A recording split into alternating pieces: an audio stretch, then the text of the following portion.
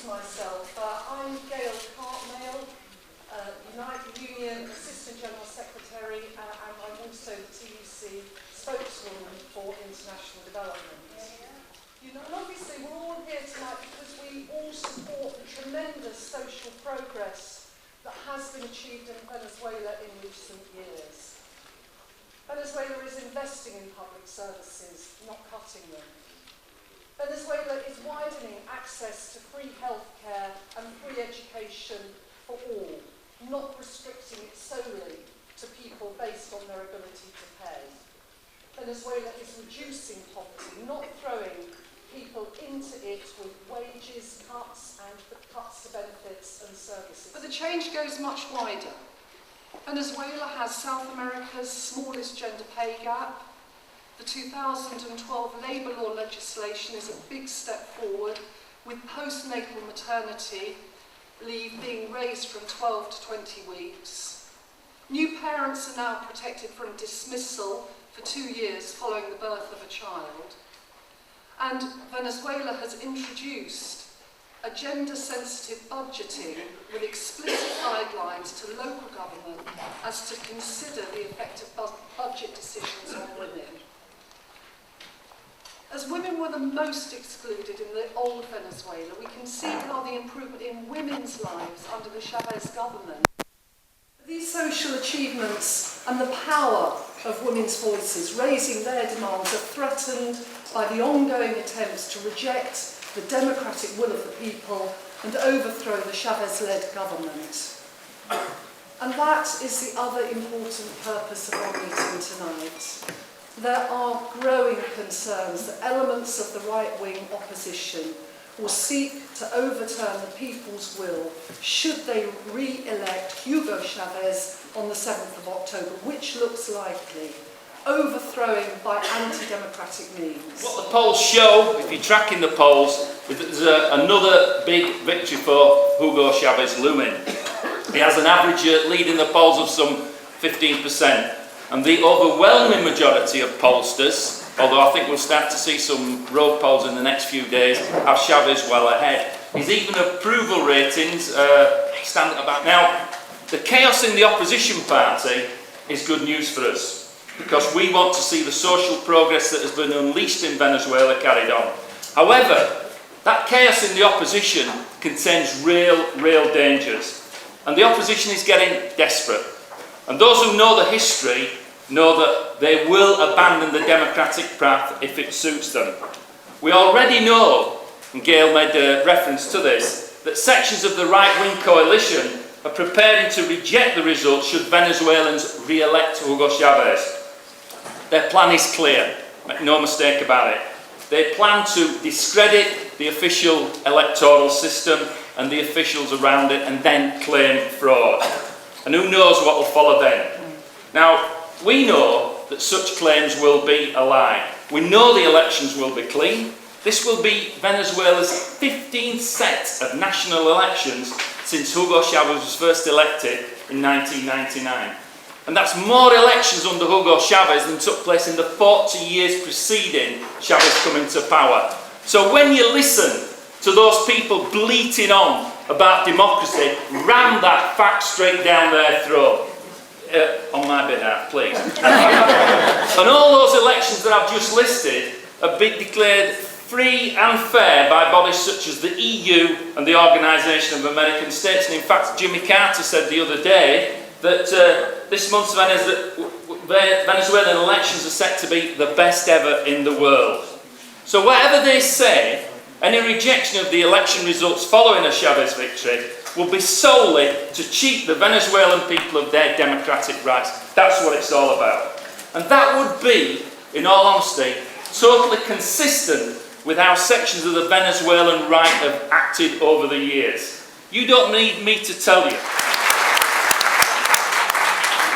There's a strong friendship that's developed over the years between the British trade union movement and our friends in Venezuela.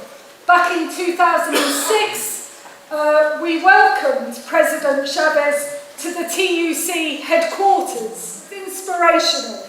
So in return, we bestowed upon Venezuela and the people there the ultimate honour, a TUC delegation. We went to Caracas, I was part of that delegation. We met a range of trade unionists and different organisations, and we listened to sometimes different views. But I have to say this, no single person we met could deny the progress that had been made towards social justice in that country. Free healthcare for millions, education for all, extreme poverty cut by half. And when we talk about these, big headlines like that, let's just remember that that means that fewer babies are dying in Venezuela because of poverty. That is something I think we should all be proud of. That was paid for. All of these social programs, many of them, are paid for from the proceeds of a nationalised oil industry. Money that the government's opponents say is being squandered. That's the wealthy elite who see redistribution as some kind of attack on their birthrights. That wealthy elite who are contemptuous of workers, contemptuous of the poor. A class I am here to defend the rights of the Venezuelan people to elect their own. Yeah.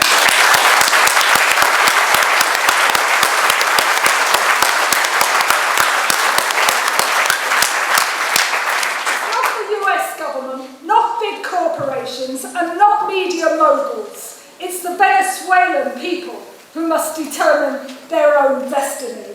But I make no apologies for saying, and I'll end with this, that on behalf of the trade union movement, we share many of the values that we see. I couldn't have put it better than the President when he said, and I quote, "We don't want to be rich, but we do want to live well, as brothers and sisters with dignity. So there is no poverty, so people are not excluded. That is our objective." So I am, as you've heard, I'm part of Hackney North. I'm also Shadow Public Health Minister, and I'm privileged to be flying to Venezuela in a week's time to be an official observer at what I know are some of the most important elections to happen in the region for a long time, and to be an official observer to what I am confident will be free and fair elections. Yeah. The theme of and what has happened in Venezuela in recent times has been a promise of a better world in a number of ways. It has shown that countries around the world do not have to be under the thumb of the West, America, or the EU. It has shown that countries around the world can stand up and be proud and independent. It has shown that countries around the world which sit on the world's raw materials, but whose populations often do not benefit, and whose countries are the pawns and the playthings of multinationals. It has shown to countries around the world that you can use the existence of your raw materials, first and foremost, to make a better world for your population, but secondly, to work with other countries and nationalities in the South, in Latin America, in the Caribbean. One of the reasons why Chavez is so popular regionally is he's done a lot with things like the Petro-Carib Agreement to make petrol and other raw materials available to countries in the region, to countries in the Caribbean. He's shown what's possible. You don't, if you're sitting on raw materials, have to put up with wars and destruction incited by multinational companies. You don't have to have your country raped by multinational countries. You can make your raw materials a force for good for your population and internationally. And that's another reason why what's happened to Venezuela in recent times has shown a better world for. In Europe today, we're told there's no alternative to austerity. The only way out of the recession is supposedly through cuts in public services, cuts in wages and cuts in benefit. Yet the Bolivarian Revolution shows there is a reasonable alternative. In a country that is much poorer than the UK, we see rising living standards. This is entirely because the government is directing the nation's resources towards helping the poor and the workers of Venezuela. While we are told here that pensions are not affordable, Venezuela is introducing pensions for the first time for whole sections of its society. We're told that nothing can be done to solve the housing crisis in this country. Venezuela is building public houses for hundreds of thousands of people. We're told that employment protection must be reduced to stimulate the labour market, because that's the kind of last redoubt now, isn't it, for the right. They recognise you can't cut your way out of a recession.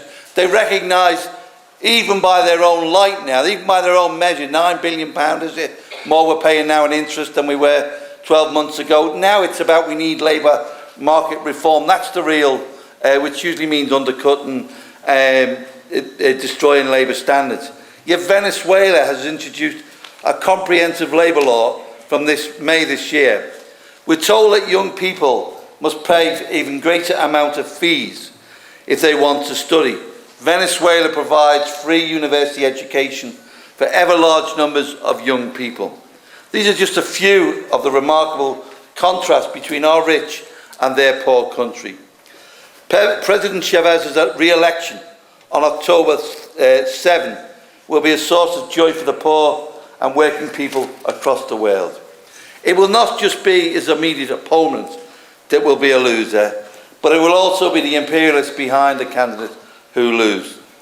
They know that Latin America is pointing the way forward to socialism. British people, do you remember that word, socialism? Because I do.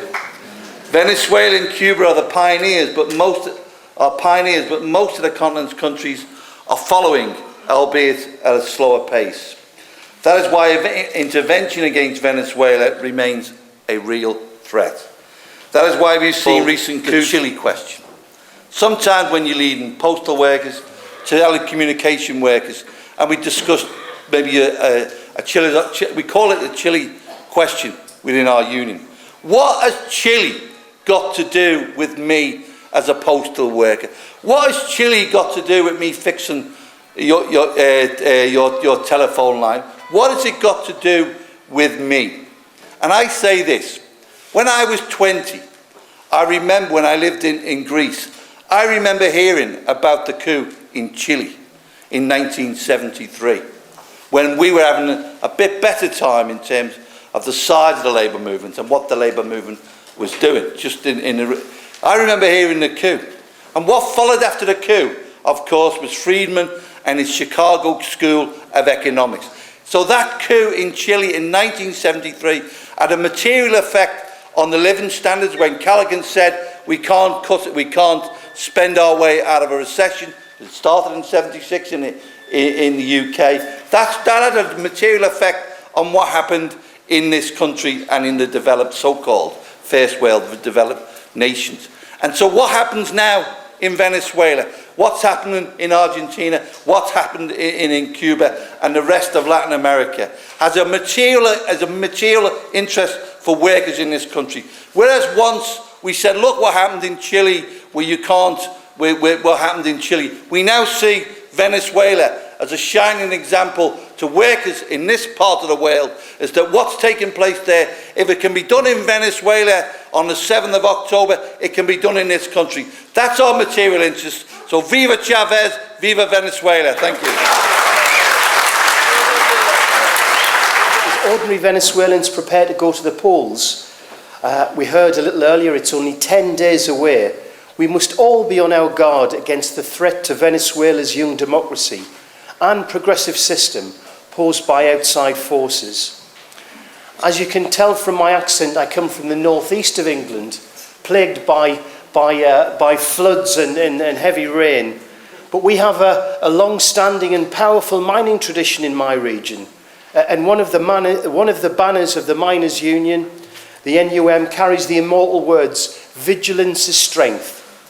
And friends, we all need to be vigilant over the coming days and weeks. We need to look at some lessons of history, and we should not forget that the Bush administration backed the failed coup attempt against Hugo Chávez's elected government in 2002. And President Chávez has reasonable grounds to express cause for concern when he claims that there have been US plans to invade Venezuela in the past, and there are plenty of examples, the Bay of Pigs in Cuba in particular. And we mustn't forget the siren voices from the far right in the United States in American public life, including the evangelical Pat Robertson, who called on air in August 2005 for Hugo Chávez to be assassinated. So while clearly relations between Venezuela and the United States have improved, at least partially under President Obama, there must be a very real concern at what a President Mitt Romney might have planned for Venezuela. And let's not forget